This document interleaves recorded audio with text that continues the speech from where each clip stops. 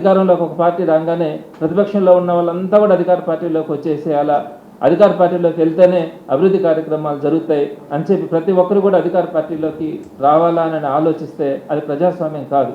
మీకు ప్రజాస్వామ్యం విలువ తెలియదు. ఎందుకంటే మీరు ప్రతిపక్షంలో ఒక్కరోజు కూడా పనిచేయాల. లాస్ట్ మున్సిపల్ ఎలక్షన్స్లో మీరు ఒక్కరోజైనా ఒక్క నాయకుడి కోసమైనా ఒక కార్యకర్త కోసమైనా మీరు పనిచేసింది కానీ వారి గురించి ఆలోచించింది కానీ మీకు తెలియదు. మీరు ఆ పని చేయలే. మరి ఈరోజు మీరు అధికారంలోకి రాగానే గతంలో 2014-19 అధికారంలో ఉన్నప్పుడు కనిపించారు. మళ్ళీ ఇప్పుడు 2024-29 అధికారంలోకి రాగానే కనిపిస్తూ ఉంటారు. 2019-24లో ప్రతిపక్షంలో ఉన్నప్పుడు కనిపిల్ల. అదేమంటే నేను కేంద్ర కార్యాలయాల్లో అక్కడ పనిచేస్తున్నానని చెప్తారు.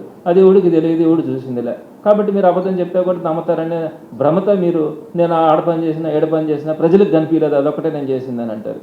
రేపొద్దున 2029-34 మధ్యలో కూడా మీరు మళ్ళీ ప్రతిపక్షంలోకి మళ్ళీ కనపడరు. కాబట్టి మీకు ప్రజల బాధలు తెలియదు, ప్రతిపక్షాల బాధలు తెలియదు. కాబట్టి ఓడిపోయిన పార్టీలో ఎవరు ఉండబల్ల, అందరూ కూడా అధికార పార్టీలోకి వచ్చేయాలా అనే ఆలోచన మీరు.